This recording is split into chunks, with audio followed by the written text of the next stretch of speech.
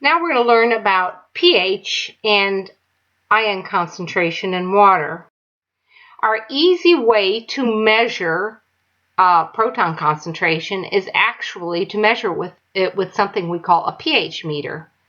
pH developed because people really didn't want to express proton concentration with its 10 to the power exponents. So the pH system was developed. This pH system, basically what it does is it takes the log of, or the negative log, of proton concentration. So pH is equal to negative log of proton concentration. So to figure out the pH, all you have to do is measure the proton concentration, plug the value in here, and then take the negative log of it on your calculator. And you will figure out what your pH is. And we have meters that we can stick in water or stick in lots of things, and it will read out what the value is of the pH. If you know your pH, you can figure out proton concentration by just taking the antilog of it. The antilog is just to take the value of 10 and raise it to the negative pH. So if your pH is 5, you would just say, well, your proton concentration then is 10 to the negative 5. So this is just a reminder here that what is the log of 10 to the x? It's whatever the power of 10 is, you write that. So if you looked at our proton concentrations that we've been dealing with, they've been things like 1 times 10 to the minus 7. Well, if I take the log of that, it would be negative 7. If I take the negative log of it, it gives you 7. So let's go ahead and do a problem here so you can see how this works. If proton concentration is 5 times 10 to the negative 4, I take my calculator and I punch in negative log, and then I put in 5 times 10 to the negative 4, and then I press enter, and I get 3.23. What you need to do right now is you get your calculator and try to do this. Take the pH, figure out what is the pH of 4 times 10 to the minus 11 by doing this on your calculator and making sure that you can get the right answer. You should get pH is 10.4.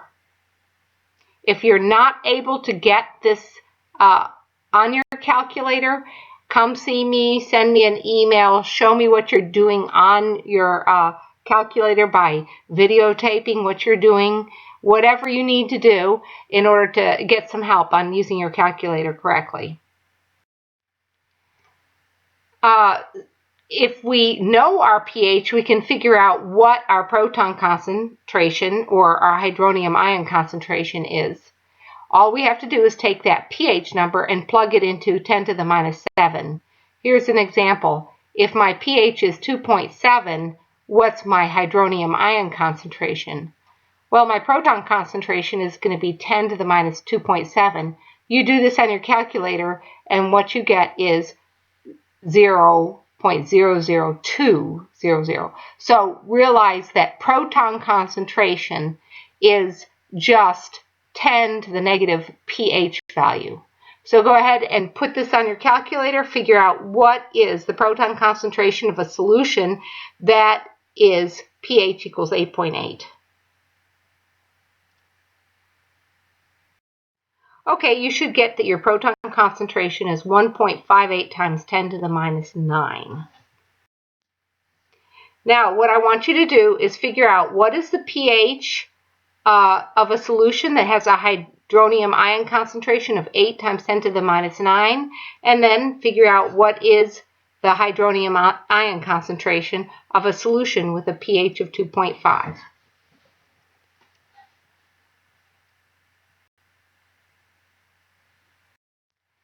Okay, all I have to do is I take this proton concentration, and I'm writing down proton concentration is equal to 8 times 10 to the minus 9. I know that pH is equal to negative log of the proton concentration. So I plug this value into my calculator and I get 8.09. What is the hydronium ion concentration in a solution that has a pH of 2.5?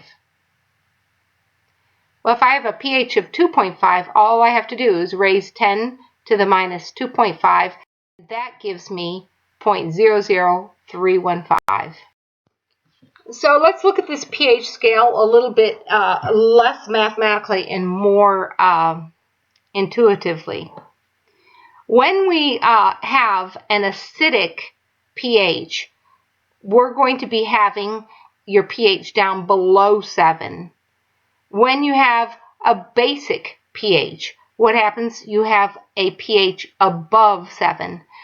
At exactly 7, we are neutral. Now, if you're a 6.9, it's slightly acidic. If you're a 7.1, it's slightly basic. 7 is considered neutral. Now, if we look at the proton concentration, my proton concentration at pH 1 is going to be 10 to the minus 1. At pH 5 will be 10 to the minus 5. At pH 9, 10 to the minus 9, etc. So my proton concentration is just these numbers raised to that power. There's a 10 to the minus 14 for the 14 also. What would be the concentration of your hydroxide ion? Well, we know that if I multiply the proton concentration times my hydroxide concentration, then it must be equal to 10 to the minus 14. So at pH 1, not only do I know that my proton concentration is 10 to the minus 1, I know my hydroxide concentration is 10 to the minus 13. Notice what happens as I increase my pH. My proton concentration is getting smaller. My hydroxide concentration is getting larger. What happens when I decrease my pH? My proton concentration is getting larger and my hydroxide concentration is getting smaller. The pH scale is very important for us to understand what happens when we add things. If I add acid, that's the same thing as adding protons. Then what happens to my pH? Well, if I am right here and I add acid, that makes my proton concentration get bigger. What happens to my pH as I add acid? Adding proton concentration causes pH to get smaller. What happens when I add acid? My hydroxide concentration gets smaller. Okay, what happens when I remove protons? How can I remove protons? By adding hydroxide. So if I add hydroxide, my hydroxide concentration gets bigger, my proton concentration gets smaller. And what happens to my pH? It gets bigger. So if I have low pH, I have high proton concentration, low hydroxide concentration, and it's acidic. If I have high pH, I have high hydroxide concentration, low proton concentration, and it's basic or alkaline. These principles are very important for you to remember now and to carry over into your anatomy and physiology class and into your nursing program if you're going into nursing, because these principles, they expect that you learn these in chemistry, and you will use those principles again. So what is the proton concentration, hydroxide concentration, and pH of a 3.61 times 10 to the minus 3 molar solution of sodium hydroxide? Well, the first thing that you have to do this is you have to figure out what is in solution. Because I'm adding sodium hydroxide to solution, that makes sodium and hydroxide ions in solution. What is the concentration of them?